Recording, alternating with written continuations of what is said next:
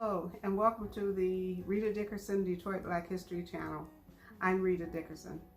This channel is about a Black community that lived in and around Detroit's Cultural Center between 1920 and 1970. The video today is about 4 Black-owned hotels that existed just south of the Cultural Center between 1943 and 1963. You'll learn who owned the hotels, who visited the hotels, why they were located there, and I'm going to take you there to the site. But before we go, subscribe to the channel, press that thumbs up, ring the bell so you can be notified of any upcoming videos.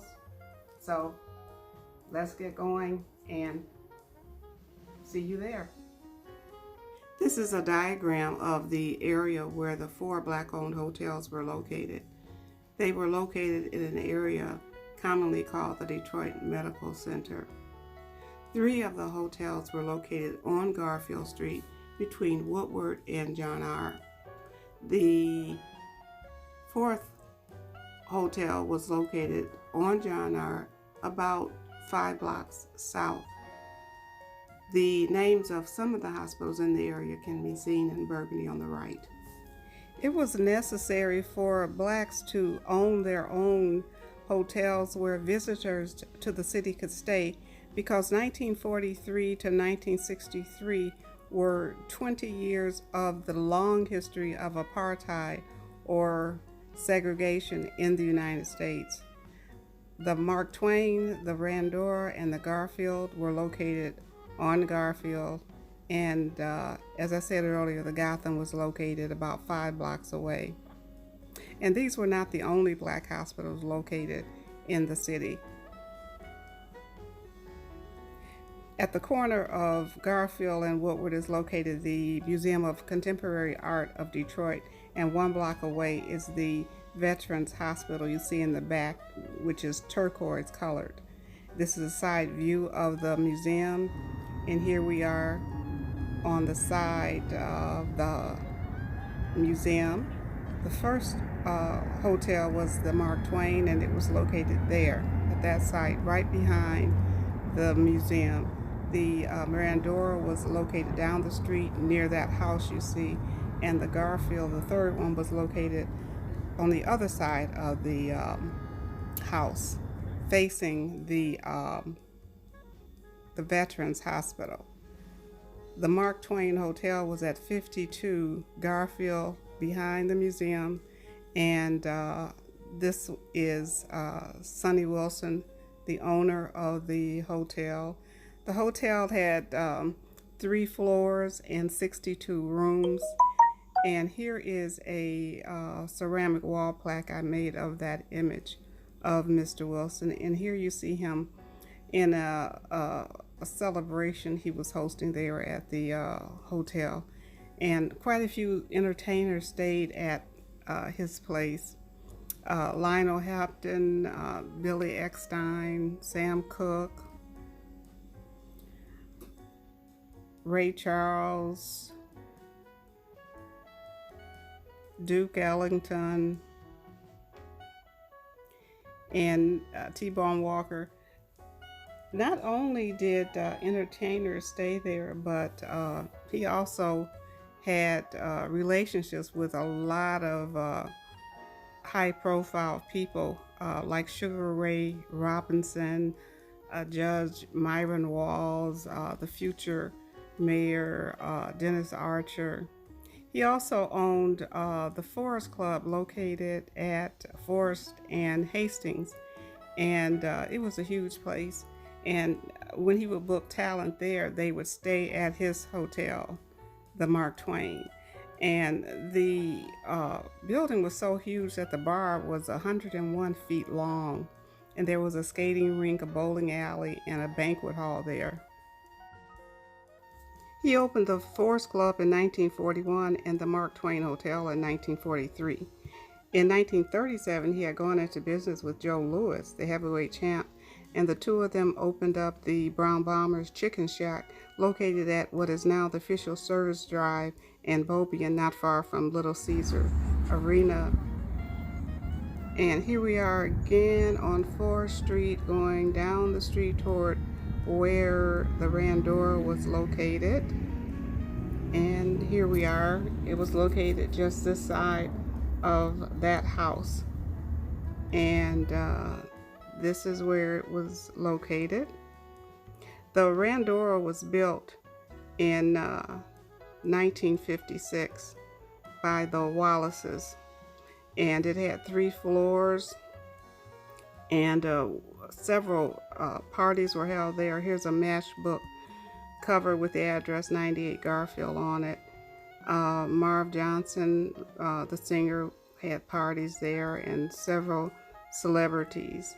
And here are the 2 owners, or Wallace and Randolph Wallace.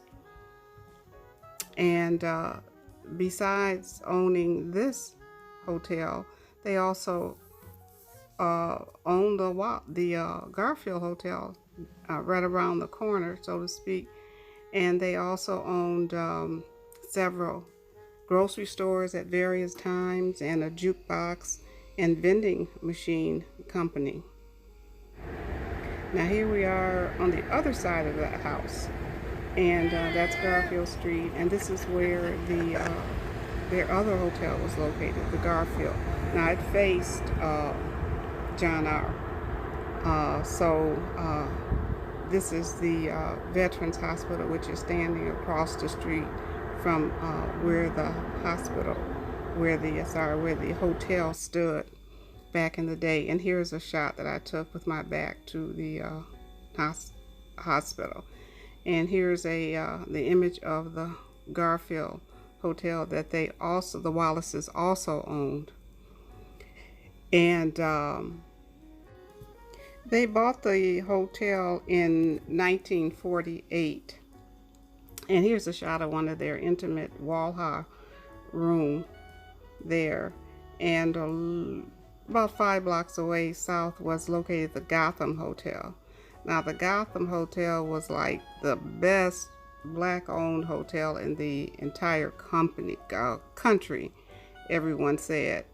And it was owned at various times by these 3 men, Hammonds, Roan, and John White. Now in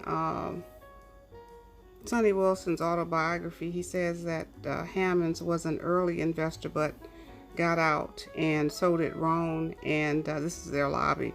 And eventually John White, this is their gift shop. And eventually John White became the sole owner. And that's him, the second from the right at his desk. And they had the Ebony Room was this is their menu, and it was like a very luxurious dining room that had a very top-notch chef in there, and just black celebrities from all over just loved the place. And on the left is Randolph Wallace. Dr. Haley Bell's on the right. He was the co-founder of WCHB, and the first black-owned radio station. And his co-founder, Dr. Cox, is on the right here. Mayor Cobo is on the left, who was a former mayor of Detroit. This was a 1956 event that was held at the hotel.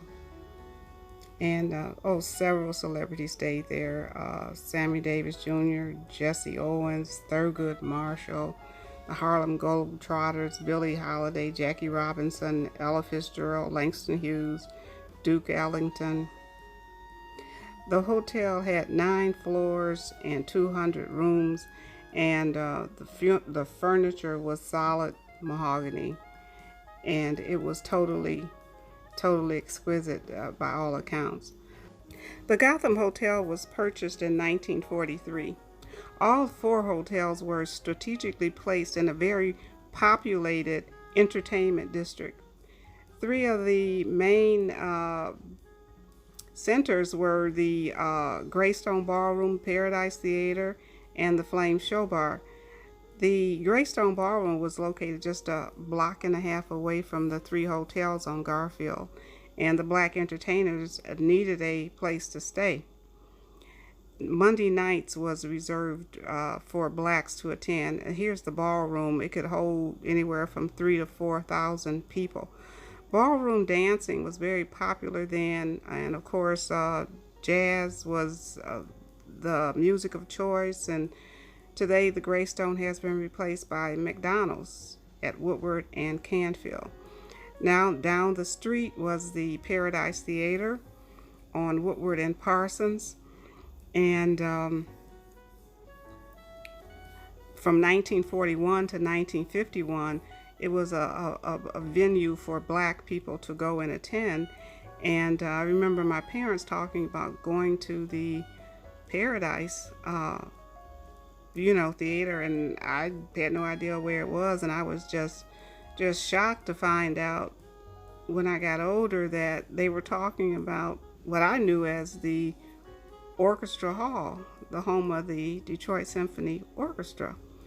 And this is it today, and there's an addition been built to the right. It's called the Fisher Center now. And the Flame Show Bar on John R. Street in Canfield, just a block away from the Garfield Theater, Garfield Hotel. And there were several clubs on John R. from Hancock to Canfield, but the Flame Show Bar was the largest and most popular. They could attract big names, and another one down the street was a couple blocks away was the Frolic Show Bar, and there was the Chesterfield Lounge, the Parrot Lounge. There were several barber shops where guys could go to get their processes done. And the street didn't sleep. There were after hours clubs there, all night restaurants. There were limousines going up and down the street. Now the Flame Show Bar has been replaced by a parking structure, and this is the front of it on Canfield and John R. These 4 hotels represent just 4 of several black-owned hotels that existed in the city of Detroit. The Gotham Hotel was closed in 1962 and was demolished in 1963. The Garfield caught on fire in 1963, and so did the Randora. Sunnie Wilson sold his interest in the Mark Twain in the early 70s, and in the mid-70s, that hotel burned as well. Prior to the hotels either burning or being demolished, there was a severe drop in attendance, and that was due to several reasons. One was the civil rights legislation and activism of the 50s and 60s, and the big hotels downtown dropped their color bars and started admitting blacks. And some people rushed down there to stay at those hotels rather than staying at the black hotels. The building of the medical center demolished an entire neighborhood.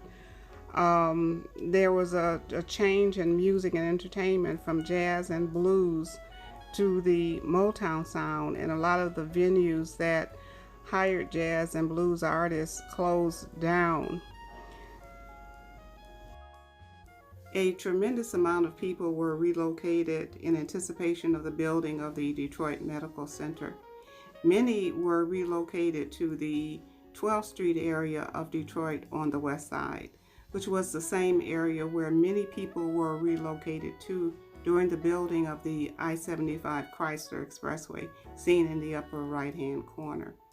And in 1967, 12th Street was the beginning of the 1967 Detroit Uprising. These 4 hotels demonstrate what can be achieved out of necessity and determination. The Gotham was open from 1943 to 1962, the Mark Twain from 1943 to the mid-70s, the Garfield from 1948 to 1963, and the Randora 1956 to 1963. Hope you enjoyed the video, and before you leave, don't forget, subscribe to the channel and press the thumbs up and leave a comment. Bye-bye.